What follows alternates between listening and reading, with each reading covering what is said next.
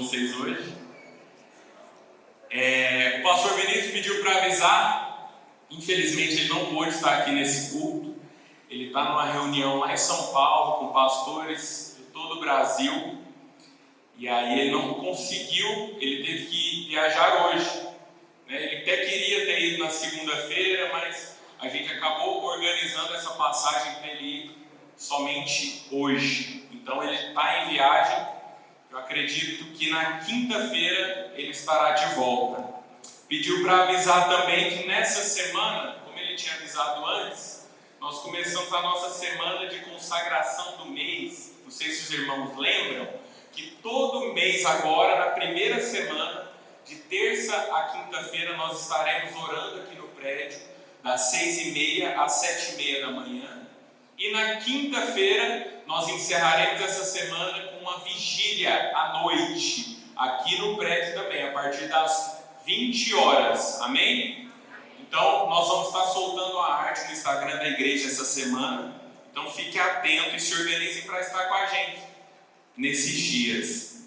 E o último aviso que o Romeu pediu para eu avisar para vocês, que nós teremos já com data marcada o nosso curso de noivos, que serão nos dias 12, 19 e 26 de maio. Será uma quinta-feira, a partir das 7h30, não é isso, Romeu? Então, se você vai se casar esse ano, no ano que vem, já tem data marcada, ou se você conhece alguém que vai estar se casando também, convide essas pessoas para estarem com a gente. Nós fizemos ano passado, foi poderoso, temos testemunhos maravilhosos do que o Senhor fez no curso de noivos. Então, você que vai se casar, você tem um encontro marcado conosco. E você também que conhece alguém, estenda esse convite para essas pessoas, para que nós possamos estar juntos nesses dias. Amém? Então vamos começar. Queria que abrisse a palavra de Deus lá em Isaías, no capítulo 6. Nós vamos fazer uma leitura do verso 1 ao 8. Olha só, acompanha comigo. No ano da morte do rei Uzias, eu vi o Senhor assentado sobre um alto e sublime trono, e as abas de tuas vestes enchiam o templo.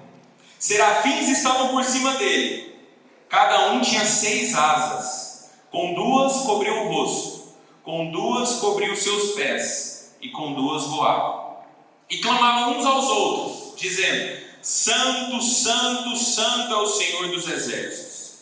Toda a terra está cheia da sua glória. As bases do limiar se moveram à voz do que clamava, e a casa se encheu de fumaça. Então disse eu: ai de mim, estou perdido, porque sou um homem de lábios impuros. Habito no meio de um povo de impuros lábios, e os meus olhos viram o Rei, o Senhor dos exércitos. Então um dos serafins voou para mim, trazendo na mão uma brasa viva, que tirara do altar com uma tenaz. Com a brasa tocou a minha boca e disse: eis que ela tocou os teus lábios, a tua iniquidade foi tirada, e perdoado o teu pecado. Depois disso, ouvi a voz do Senhor que dizia: a quem enviarei? E quem há de ir por nós? Disse eu: eis-me aqui, envia-me a mim. Feche seus olhos, vamos orar ao Senhor. Senhor, nós colocamos as nossas vidas na Tua presença, Pai. Senhor, nós colocamos esse momento em que nós compartilharemos da palavra que o Senhor deixou para nós.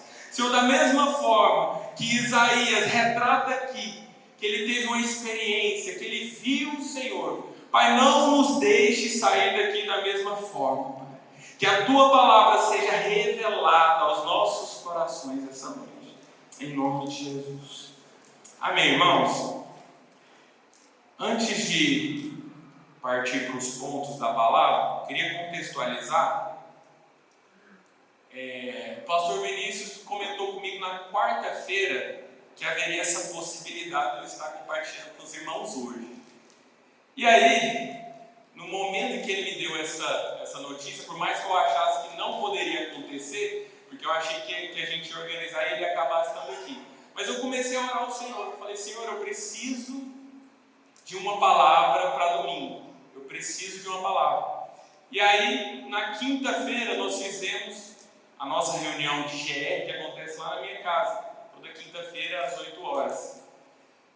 E aí, no meio do louvor, o Senhor falou no meu coração e me deu esse texto, esse trecho de Isaías 6, do verso 1 a 8. E eu fiquei sem entender. Eu falei, Senhor, mas por quê?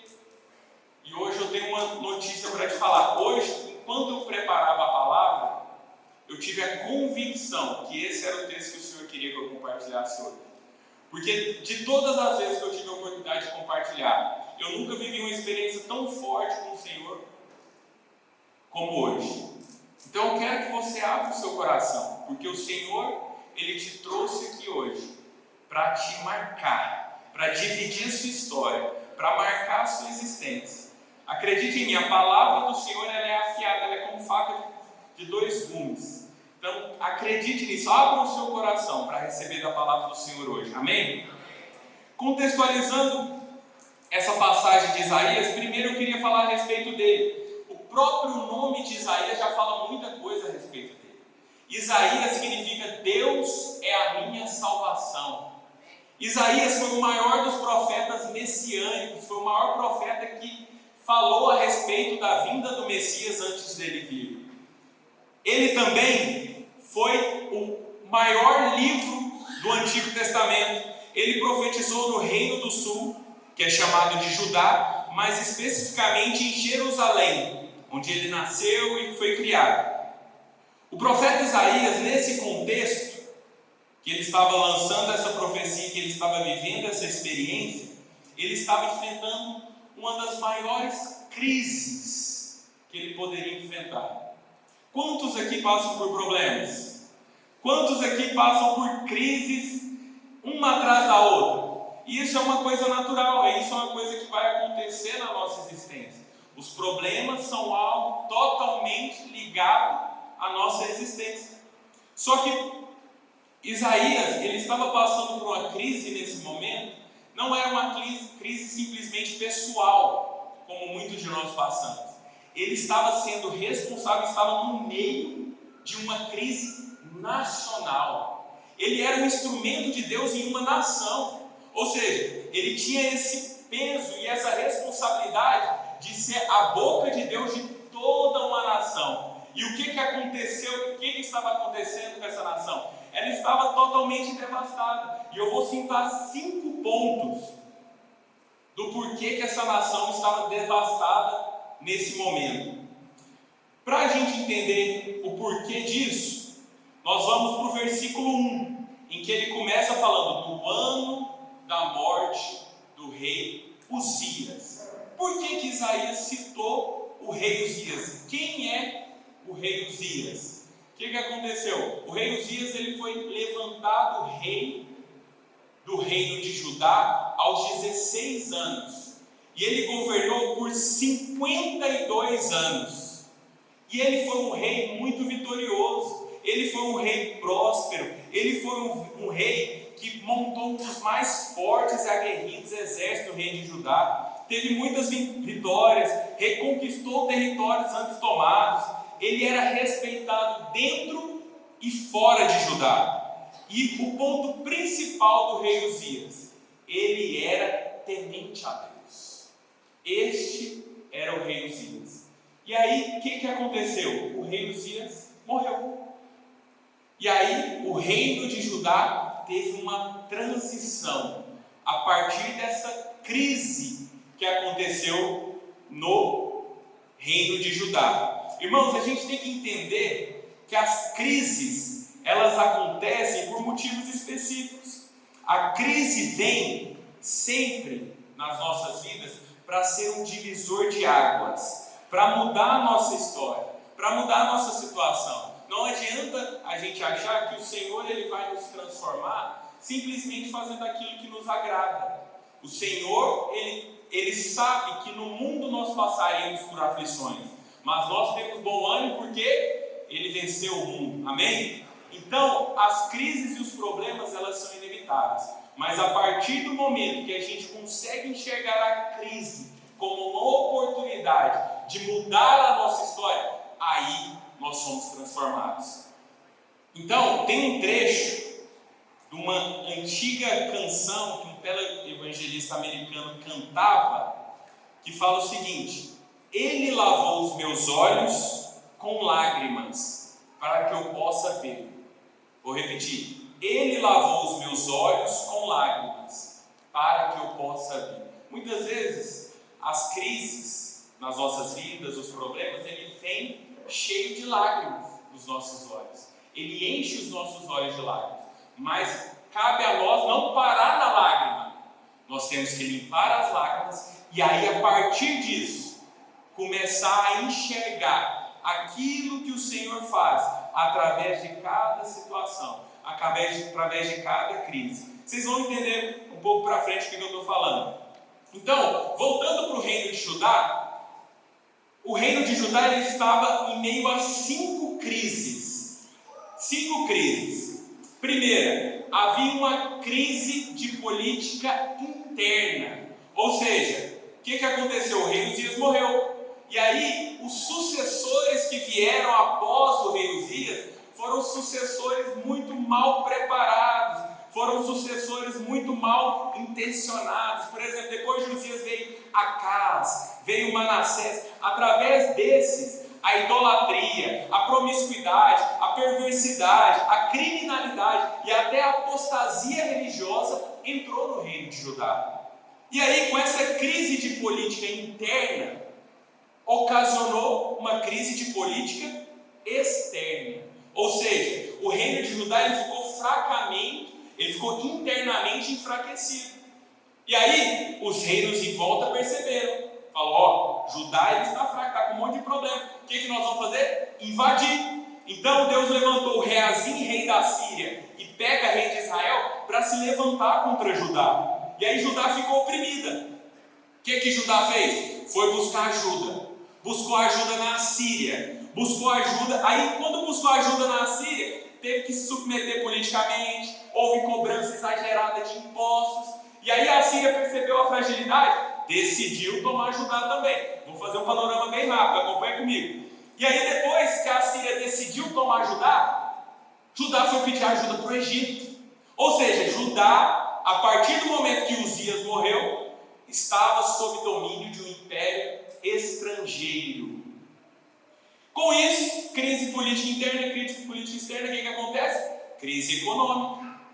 Crise econômica. O povo começou a ter, como pagava muitos impostos, começou a faltar muitas coisas. E aí, como em qualquer crise econômica, se a gente trazer até para o contexto de hoje, há um fenômeno que os economistas chamam de achatamento social. Aqueles que são classe média descem e aqueles que são mais ricos sobem. E isso aconteceu, que até Isaías retrata, que ele fala assim, que os ricos da época, eles compraram casa a casa, campo a campo. E aí vem dois fatores, eu falei que era 5. Então tinha a crise de política interna, externa, crise econômica. Judá também passou por uma crise moral. Em Isaías 5, no capítulo 20, ele fala o seguinte: chamam o bem e ao bem mal, chamam o mal de bem e o bem ao mal, que fazem da escuridade luz e da luz escuridade, põem o amargo por doce e o doce por amargo. Isaías ele fala que houve uma inversão de valores, uma decadência total. Eles chamavam luz de trevas, o certo de errado. Então, o reino de Judá estava envolto também nessa crise moral. E por fim, a principal, o reino de Judá se viu no meio de uma crise espiritual. No capítulo 1, no verso 3, ele compara o povo de Deus como um boi. Só que ele fala assim: o boi pelo menos conhece o seu dono, o seu povo não sabe nem quem você é. Ele fala dessa forma, ele compara o povo de Deus, a crise espiritual do povo de Deus, como uma ferida aberta, uma lepra, uma gangrena. E aí, esse era o panorama do reino de Judá nesses dias, a partir do momento que o rei Uzias morreu. E aí eu não sei se, enquanto eu fui falando, você conseguiu conectar as coisas, mas você vai ver que a diferença não é muita para os nossos dias de hoje. Você vai ver que muitas vezes, ainda mais nesse âmbito de pandemia que nós vivemos e ainda estamos vivendo, nós tivemos crise de política interna, nós passamos por crise de política externa, nós passamos por crise econômica, crise moral nem se fala, e crise espiritual muito mais. Então, nós temos muito o que aprender com Isaías.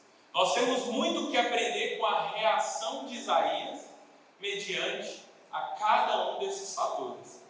E aí, eu quero compartilhar com vocês o que Isaías, qual foi a grande questão, qual foi o posicionamento de Isaías mediante essa crise.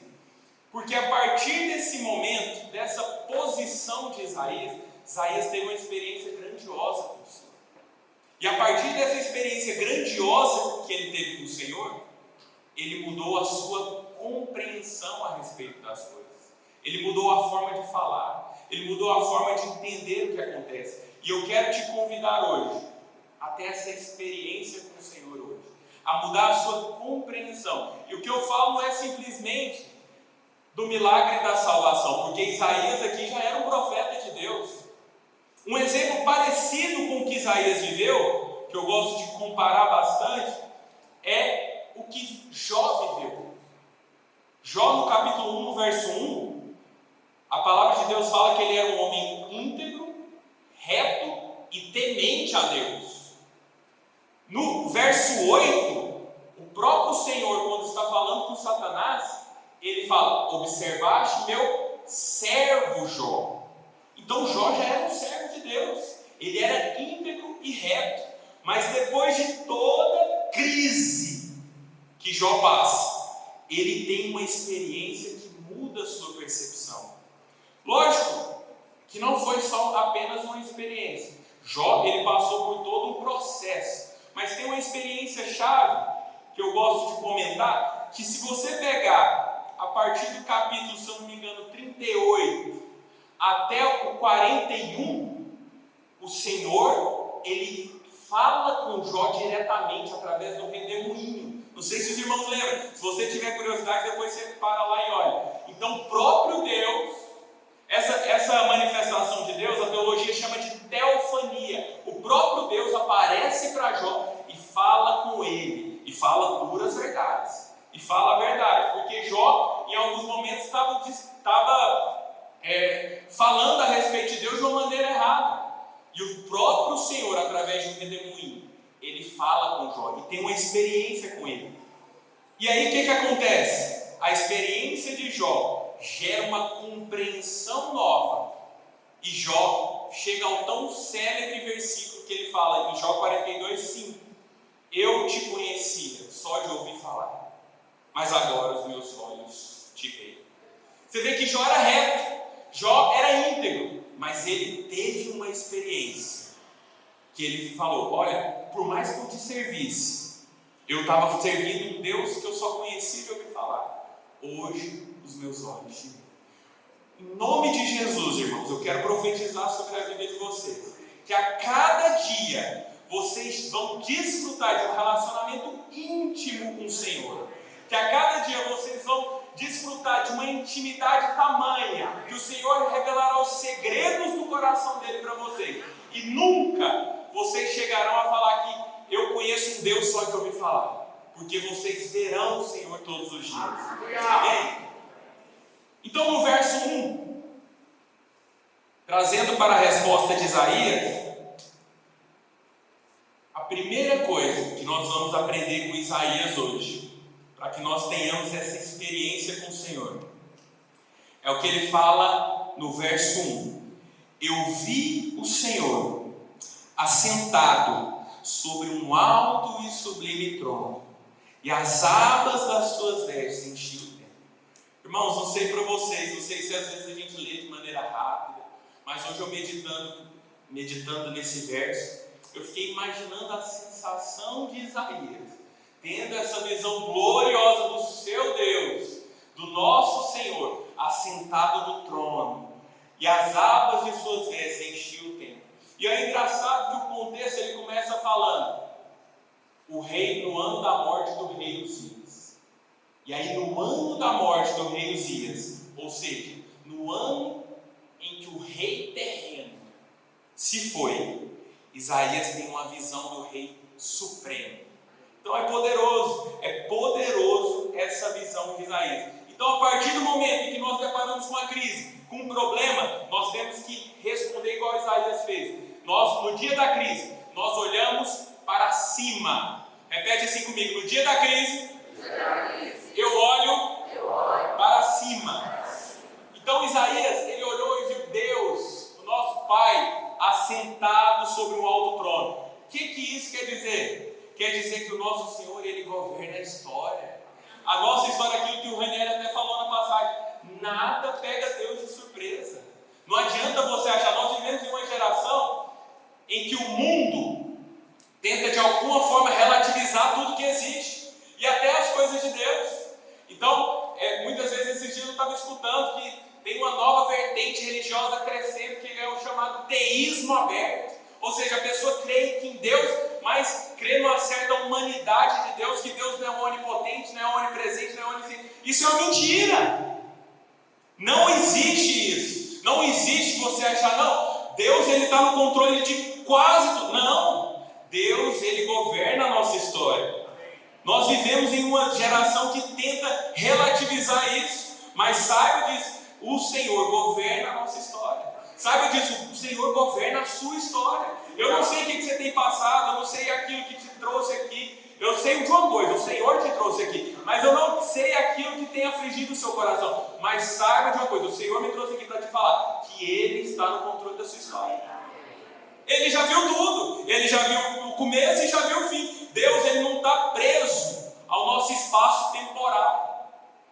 Deus ele é atemporal. Então ele era, é e há de ser centrado no trono, governando todas as coisas.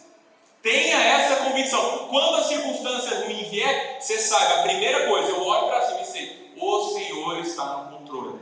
Amém? Olha o que o próprio Isaías fala. Lembrai-vos, lá em Isaías 46, verso 9 e 10. Lembrai-vos das coisas passadas, da antiguidade, que eu sou Deus e não há outro. Eu sou Deus e não há outro semelhante a mim, que desde o princípio anuncio o que há de acontecer, e desde a antiguidade as coisas que ainda não sucederam.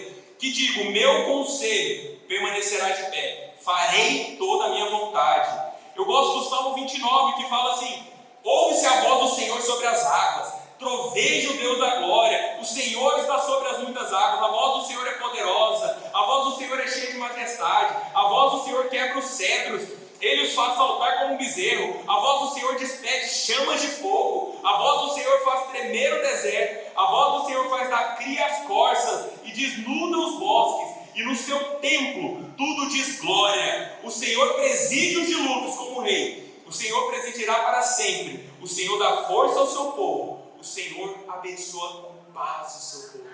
Irmãos, é poderosa essa revelação. É poderoso a gente entender o tamanho, a grandeza do nosso Deus. A grandeza daquele que te escolheu. A grandeza daquele que te trouxe aqui. A grandeza daquele que tem governado a sua história. Amém? Primeiro ponto, como eu falei, olhe para o alto. Segundo ponto, verso 2, olhe para a santidade de Deus, olhe para a sua santidade. O verso 2 fala o seguinte: serafins estavam por cima dele, cada um tinha 6 asas, com 2 cobriam o rosto, com 2 cobriam os seus pés, e com 2 voavam, e clamavam uns para os outros, dizendo: Santo, Santo, Santo é o Senhor dos exércitos, toda a terra está cheia da sua glória. Irmãos, compartilhar com vocês, muitas vezes em situações problemáticas, muitas vezes em meio às crises, qual que é a tendência natural do ser humano? É muitas vezes se fechar, é muitas vezes fechar no seu esconderijo, muitas vezes é se esconder. Trazendo para o contexto da igreja, como que a gente sabe que o irmão está passando por problemas? Quando ele para de vir, não é? Não é verdade? Muitas vezes a gente vê que o irmão parou de frequentar os cultos, o irmão parou de frequentar os grupos, e aí você fala, olha, deve estar com algum problema. E é o engraçado que Isaías ele nos mostra exatamente o contrário. Eu não contextualizei no começo, mas Isaías ele teve essa visão quando ele estava indo ao templo. Irmãos, não tem nada de santo aqui no templo, aqui no prédio da igreja, não tem nada de santo. Mas o fato de Isaías estar indo ao templo mostra aonde ele foi buscar sua solução. Irmãos, no dia de crise, no dia de problema, você precisa ir para o meio da igreja, ir para o meio do povo de Deus. Nós somos o templo de Deus hoje. Então Isaías, ele foi ao lugar certo. Ele foi querendo a solução, ele não foi se afundar, não foi se esquecer, não foi largar de mão. Ele foi impelido a estar no templo. E lá ele obteve a resposta, ele obteve a sua experiência. E aí no verso 2 e 3, ele retrata de uma forma característica, uma forma da anatomia dos anjos. Não sei se os irmãos viram, depois se quiser pesquisar, tem uma curiosidade, é que até alguns artistas, nem sei se eram cristãos ou não, eles fizeram, com base nesse texto de Isaías 6, se eu não me engano o outro de Isaías 9, fizeram a anatomia, o desenho de como seriam esses seres celestiais. Tem na internet, depois vocês procuram. E aí por quê? Porque Isaías ele dá de uma forma, ele descreve como eram esses anjos, como eram esses seres celestiais que ele chama de serafins aqui. E aí ele descreve que eles tinham 6 asas. Por que eles tinham 6 asas? Sabe, irmãos, que Deus ele cria tudo com o seu propósito correto. Deus não cria nada sem propósito, Deus não faz nada sem um propósito definido. E para toda a criação de Deus, a criação de Deus, de qualquer animal, de qualquer espécie, ela é baseada no propósito e o ambiente que essa criação vai viver. Concorda? Por exemplo, trazer um exemplo. As aves vivem no céu. Então as aves, elas têm penas, elas têm asas e elas têm, lá na biologia, lá na escola, tem ossos ocos para que sejam mais leves. Então ela é criada anatomicamente para um ambiente específico.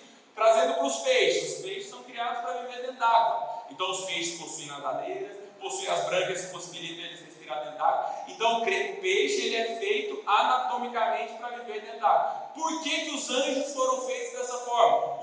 Os anjos foram feitos com 6 asas. 2 cobriam o rosto. Por que 2 cobriam o rosto? Porque os anjos eles estavam no ambiente da glória de Deus. Nada perto da glória de Deus pode estar com seus olhos abertos. Não sei se os irmãos lembram quando o apóstolo Paulo, eu gosto dessa passagem que exemplifica bem, que o apóstolo Paulo, na verdade Lucas retrata a conversão de Paulo lá em Atos dos Apóstolos, que ele fala assim, ao meio-dia, ó rei, vi no caminho uma luz do céu, isso Paulo falando, que excedia o esplendor do sol. Paulo estava ao meio-dia, quando ele caiu do cavalo em Damasco, no deserto, com o sol aqui, e aí ele falou que viu uma luz que excedia o esplendor do sol, resplandecendo em torno de mim e dos que iam comigo. Então, a glória de Deus, ela é impossível, por isso que os anjos precisavam cobrir o rosto. Por isso que os anjos também cobriam os pés, por quê? Porque ali era um ambiente de adoração. O fato dos anjos cobrirem o rosto e cobrirem os pés mostrava uma reverência. E por fim, com as 2 asas, eles voavam. Por fim, eles faziam o que era para ser feito. Ou seja, primeiro, os anjos focavam na adoração. Segundo, depois eles se preocupavam com o serviço. Amém? Pegaram? Pegaram primeiro a adoração, depois o serviço. E aí, mas mais importante do que simplesmente a anatomia dos anjos, dos serafins, era a mensagem que eles repetiam. Eles falavam, santo, santo, santo é o Senhor dos Exércitos. Santo, santo, santo é o Senhor dos Exércitos. Irmãos, a repetição ela é uma figura de linguagem muito usada nos textos em hebraico, nos textos do povo hebreu. A repetição ela vem para dar ênfase. Vou te dar um outro exemplo. Por exemplo, Jesus muitas vezes encerrava as orações falando amém e amém. É uma repetição para dar ênfase. Jesus, quando ia falar, falava em verdade vos digo. Ele queria dar ênfase nisso. Só que você vê que a ênfase aqui é diferente. ela não é dupla, é uma ênfase tripla. Ou seja, que o nosso Deus, ele é santo, santo, santo. Santo, santo, santo. Esse é o nosso Deus. Agora, a palavra santo, ela é uma palavra às vezes complicada da gente trazer um sinônimo. Vou te dar um exemplo. Se a gente pode falar, um sinônimo da palavra santo é a palavra separado. Agora pensa os anjos cantando, separado, separado, separado. Você viu que perdeu? Ficou menos, né? Às vezes, outro sinônimo da palavra santo é moral. O nosso Deus é moral, moral, moral. Perde alguma coisa. Então a palavra santo, ela é específica e ela é exclusiva de Deus. Sabe por quê que a palavra santo é exclusiva de Deus? Porque ele não é santo porque ele segue regras. Ele é santo porque ele criou as regras. Deixa eu te falar uma coisa, ele não é santo porque ele não cumpre a lei, porque ele cumpre a lei. Mais uma vez, ele não é santo porque ele cumpre a lei. A lei é santa porque aponta para Deus, entende? Entende a profundidade da santidade de Deus? Então, a nossa maior necessidade em qualquer situação é saber que nós vivemos para desfrutar desse ambiente de adoração. Da mesma forma que eu falei, que os anjos eles se preocupavam primeiramente com adorar, depois com o serviço, trazendo para os nossos, para aquilo que eu falei no começo, trazendo para os momentos de crise. A nossa maior necessidade não é saber que Deus está em todo lugar, mas é ter a convicção da presença manifesta de Deus. Irmãos, o Senhor tem te chamado, te trouxe aqui hoje, para que você desfrute todos os dias da presença manifesta de Deus, para que você busque todos os dias a presença manifesta. Hoje, enquanto eu estava no louvor aqui, eu senti claramente o Senhor aqui conosco, porque nós devemos a cada dia estar com o coração aberto, em cada momento, seja de louvor, seja de oração, seja no grupo, seja onde você for, seja na sua casa, na sua família, busque sempre a presença manifesta do Senhor. Ore para que Deus se manifeste em cada reunião. A falta dessa convicção, dessa busca, ela traz um afastamento, ela traz uma mecanicidade, ela faz com que o ser humano se acostume com as coisas. Nunca deixe, a minha oração hoje, enquanto eu estava louvando, eu falo, Senhor, nunca deixe eu me acostumar com essas coisas, Pai. Nunca deixe eu me acostumar com preparar a palavra. Nunca deixe eu me acostumar com esse momento de louvor. Porque a gente sabe, a gente não está aqui para viver um tempo, a gente está aqui para viver o resto da vida. Então, no nosso coração tem que queimar esse anseio por buscar sempre a presença de Deus. Sabe, irmãos, a gente vê tantas histórias. A gente vê tantas histórias na história da igreja brasileira, na história da igreja de Goiânia, de pessoas que em algum momento se acostumaram, pessoas que em algum momento retrocederam, pessoas que em algum momento deram lugar para o diabo, para a carne, para o que quer que seja.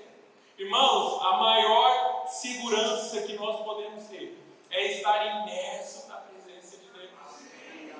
Esse tem que ser o nosso desejo, porque não faz sentido.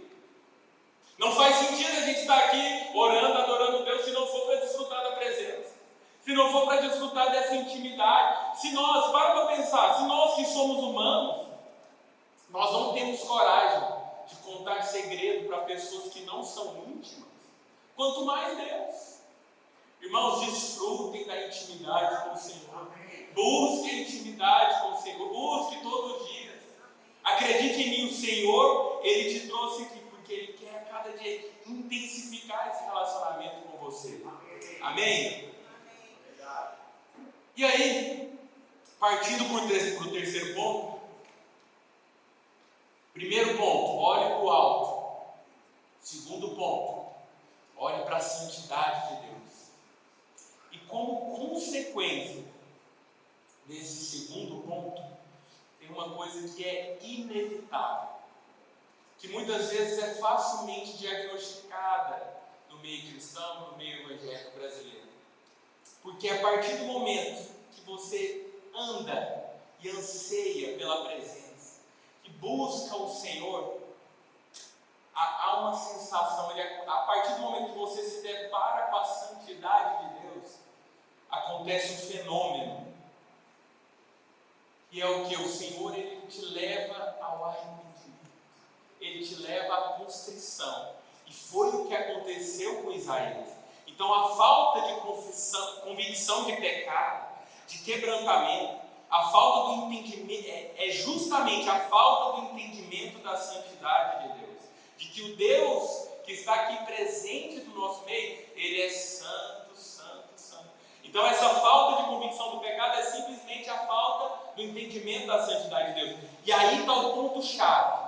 Aí está o ponto-chave da experiência de Isaías.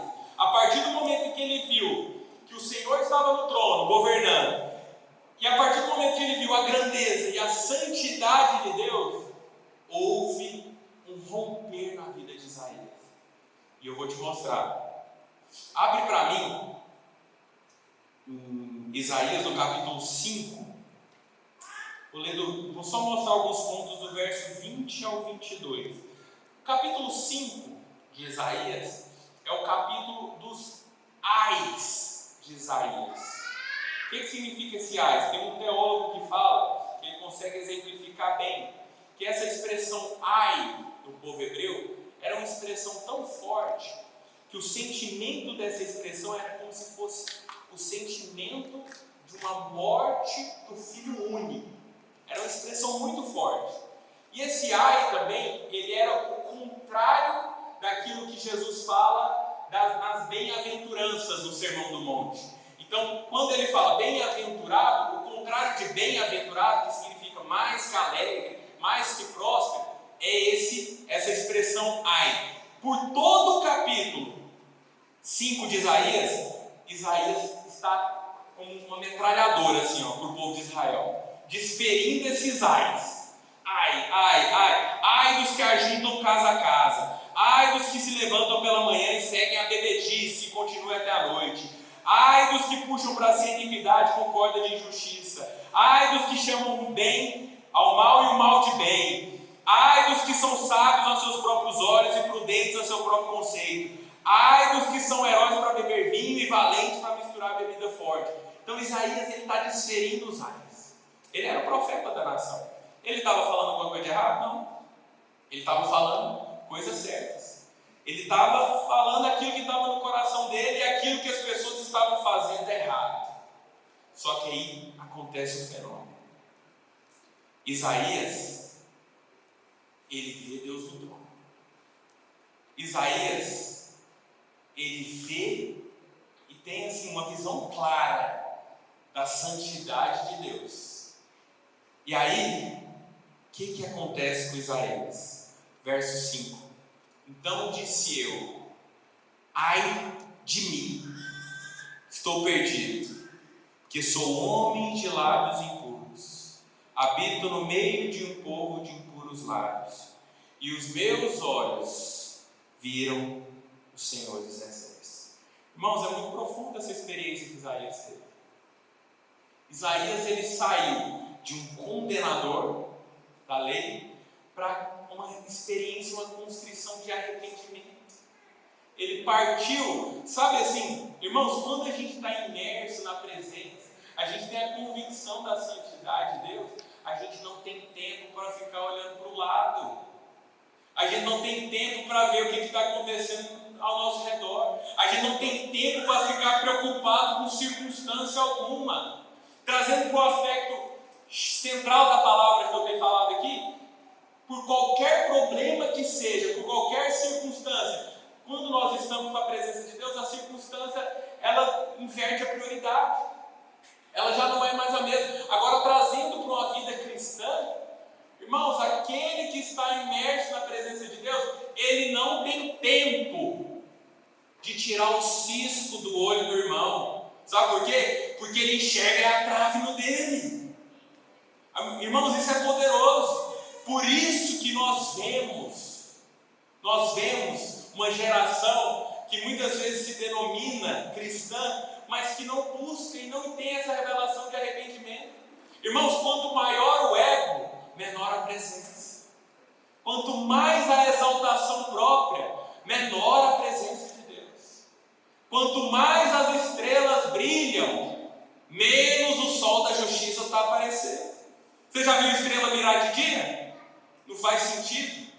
Então, irmãos, o Senhor ele tem te convidado para você ter uma revelação todos os dias da grandeza da sua santidade, para que você desfrute dessa presença diariamente. Amém?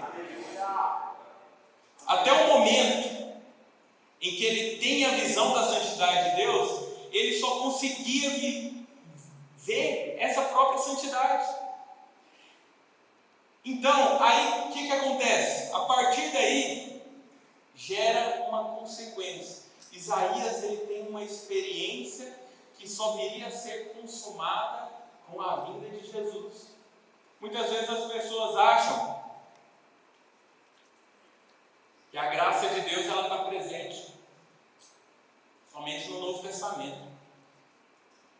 Mas o verso 6 e 7, a partir da revelação que Isaías teve a respeito do trono, da santidade e da sua incapacidade, ele tem uma experiência com a graça perdoadora. Olha o que acontece no verso 6 de Isaías 6. Então um dos serafins voou para mim, trazendo na mão uma brasa viva, que tirara do altar com uma tenaz. Tenaz, para quem não sabe, é uma ferramenta de pegar coisa quente. Com a brasa tocou a minha boca e disse: eis que ela tocou os teus lábios, a tua iniquidade foi tirada e perdoado o teu pecado. Em Levítico 16, não precisa abrir, mostra que brasas vivas, elas eram levadas para dentro do lugar santíssimo no dia da expiação, quando era oferecido o sacrifício para a expiação dos pecados. Então o Senhor mostra para Isaías que Ele é quem o limpa, Ele é quem o salva. Essa aqui é simplesmente uma prefiguração da graça perdoadora de Jesus. A salvação sempre foi e sempre será por meio da graça de Deus. Você não se limpa, você não se perdoa. Deixa eu te falar algo, eu não sei o que você tem pensado, eu não sei o contexto que você vive, eu não sei o contexto que te trouxe aqui hoje. Mas sabe de uma coisa? O nosso Deus, Ele é poderoso para limpar qualquer tipo de pecado. A palavra fala que as nossas iniquidades trazem separação entre nós e o nosso Deus. Mas o Senhor, Ele te trouxe aqui para que você entenda que não tem nada, não tem sacrifício que você faça, não tem meditação, não tem autoflagelação, não tem confissão positiva no mundo que vai te limpar, que vai te purificar de todo pecado. Somente o nosso Deus, aquele que está no trono, aquele que governa a sua história, aquele que é o Rei dos Reis, o Senhor dos Exércitos, somente Ele é poderoso para te limpar. Amém? Então o Senhor Ele te trouxe aqui com essa motivação. O Senhor Ele traz essa revelação para nós, para que nós respondamos de maneira correta, mediante aos problemas que virão, mediante as crises que nós passaremos. Da mesma forma que Isaías, ele teve a revelação, ele teve uma visão do trono. Hoje nós temos a oportunidade de aprender com ele. Aprender que no primeiro momento, quando o problema vier, nós olharemos para cima, porque de lá vem o nosso socorro. De lá está aquele que governa a nossa história. Lá está a pessoa que está à frente de todas as coisas, que tem tudo na mão, que não é surpreendido por nada. Depois, nós sabemos da santidade dele. Nós olhamos para a santidade, para a grandeza, para a pureza, e aí nós somos constrangidos.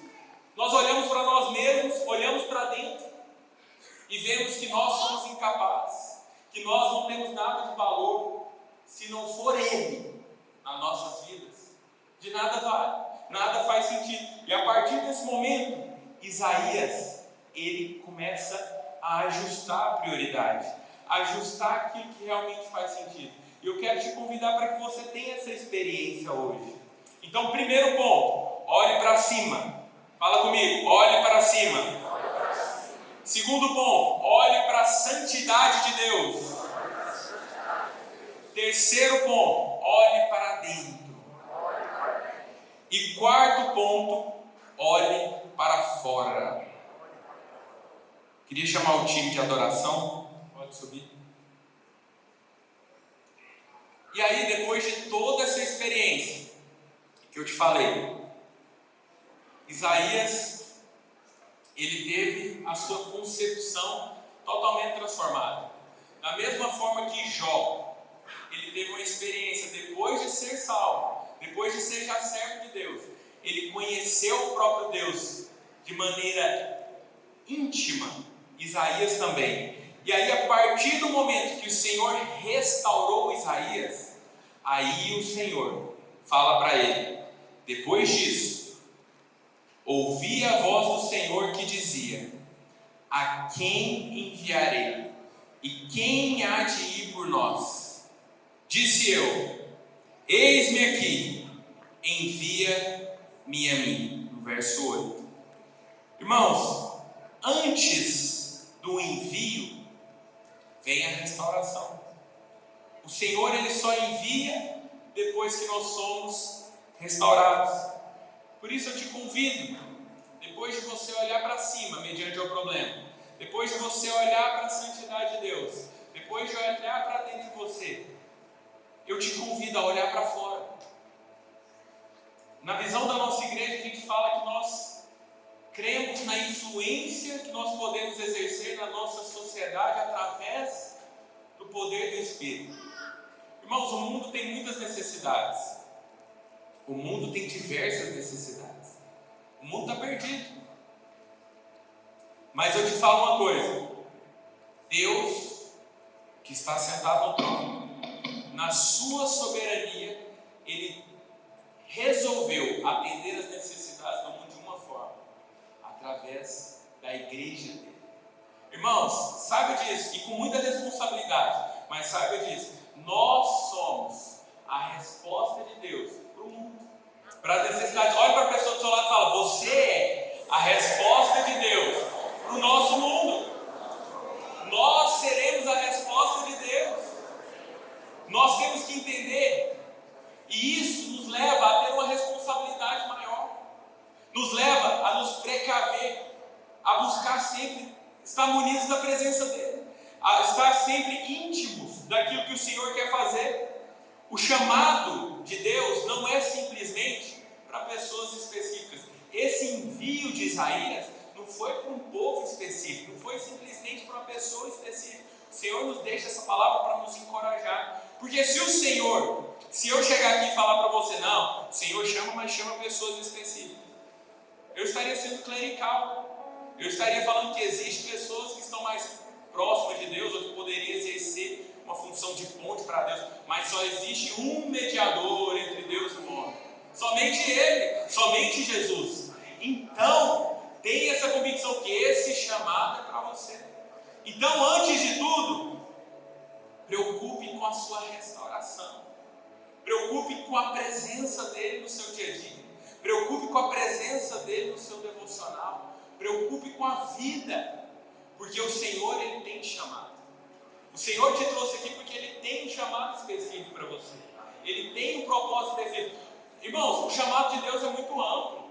Eu não estou falando que o Senhor tem um chamado para que você esteja aqui pregando a palavra dele, mas você sabe que o Senhor te plantou em lugares específicos.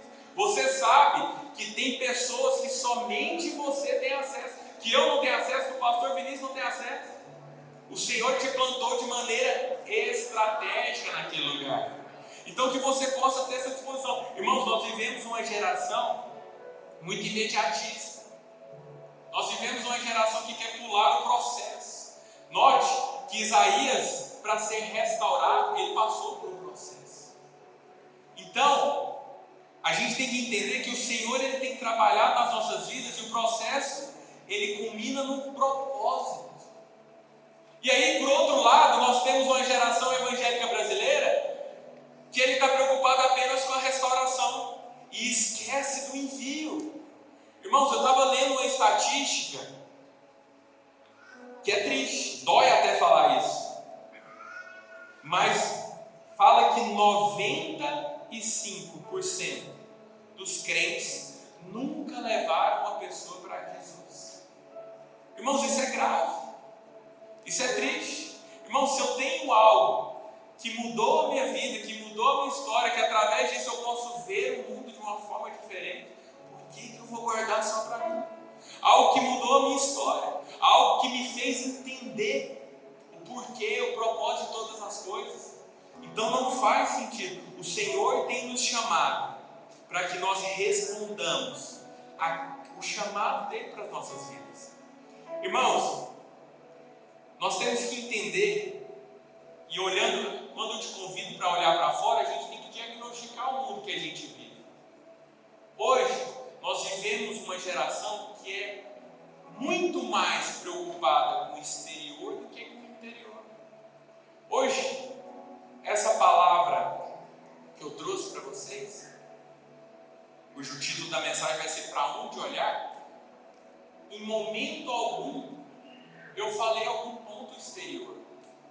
Em momento algum eu falei algum ajuste de conduta. Em momento algum eu falei para você olhar para o alto, olhar para a santidade de Deus, olhar para dentro e olhar para fora. Nós vivemos uma geração que, se você parar para avaliar, você fizer uma estatística e passar em frente em qualquer academia hoje, você vai ver milhares de pessoas matriculadas em academia. Mas quantas dessas estão fazendo terapia? Você entende?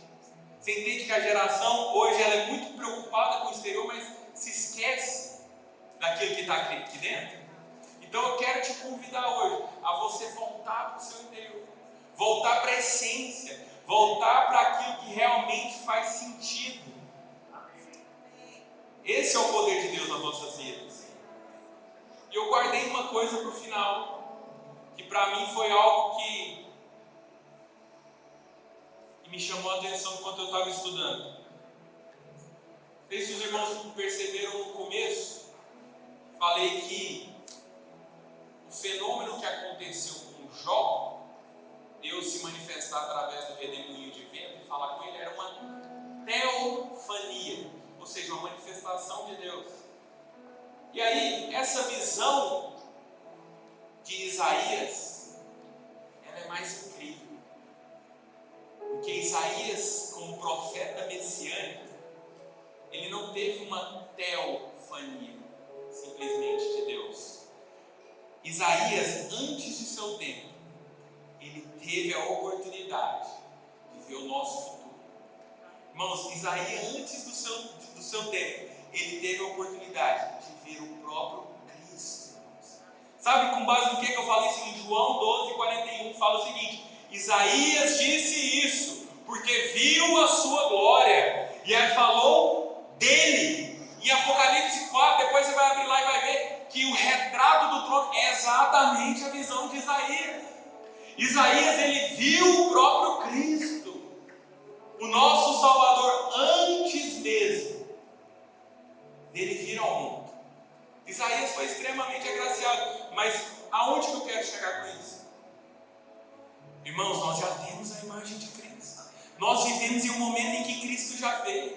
E ainda mais, Cristo já veio e já foi, e deixou com nós o Consolador. O Espírito, ele decidiu habitar dentro de nós. Irmãos, nós não somos tomados pelo Espírito. Isaías, nesse momento, ele foi tomado pelo Espírito. Você vive com o Espírito.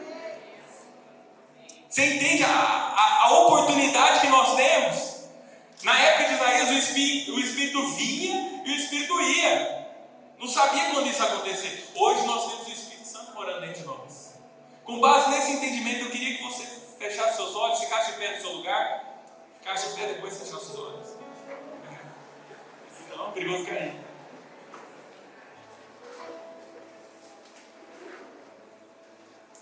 Amém, irmãos, ainda nesse Espírito.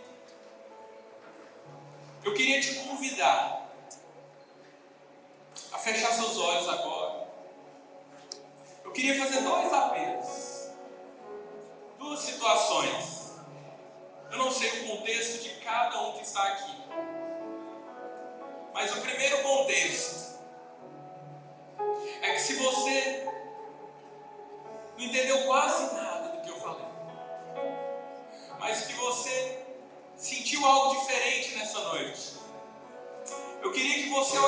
todo o seu coração, crendo que o Espírito de Deus é derramado nesse lugar, crendo que o Espírito de Deus está aqui, crendo que o nosso Deus é poderoso para te limpar, para te restaurar. Não importa o que você fez, não importa o que você tem pensado, não importa aquilo que você porventura acha que fez de tão grave, o Senhor te trouxe aqui porque Ele quer te limpar, porque Ele quer te restaurar e porque somente Ele é poderoso. E segundo, queria que você fechasse seus olhos ainda nesse instante e você orasse a Deus de todo o coração, para que a cada dia nós possamos ter a revelação da sua grandeza, para que a cada dia nós possamos ter a revelação que Ele está no trono, para que a cada dia nós tenhamos a revelação da tua santidade, para que a cada dia nós tenhamos a revelação da nossa pequenez, para que a cada dia nós gritamos que Ele cresça e que eu diminua, mas que nós possamos ter a vida transformada, para que nós possamos ser capacitados para sermos a resposta de Deus para esse mundo perdido.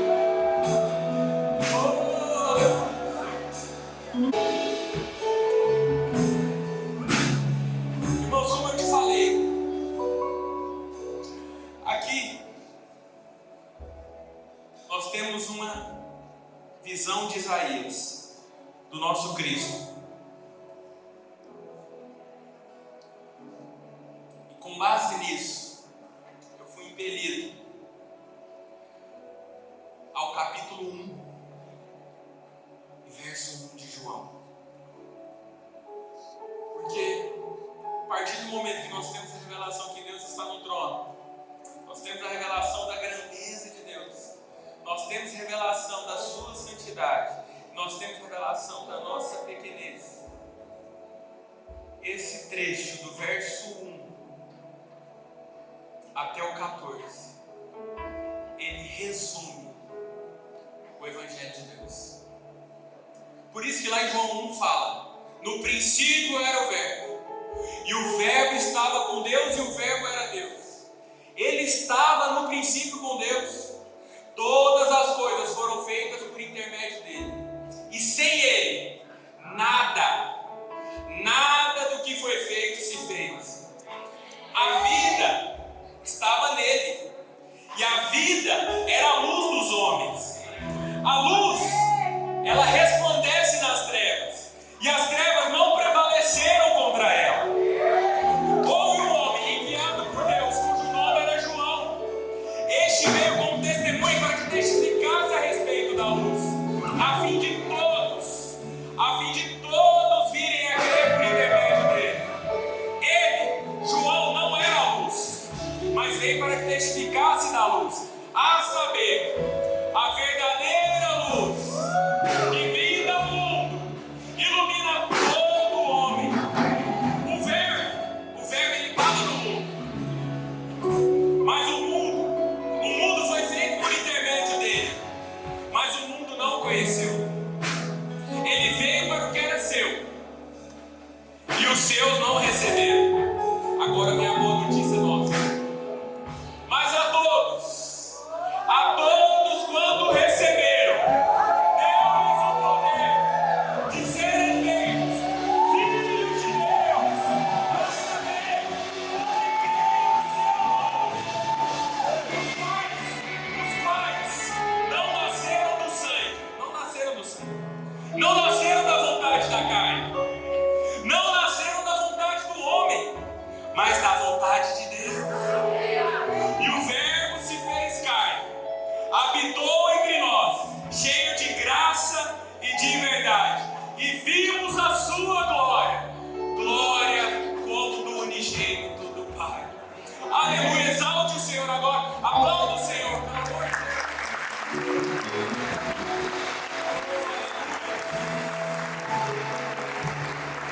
Irmãos, nesse mesmo espírito, eu queria que você fechasse seus olhos e agradecesse ao Senhor.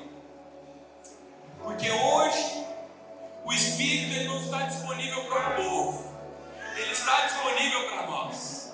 Aquela experiência que Isaías teve só é possível você ter hoje, porque Jesus veio.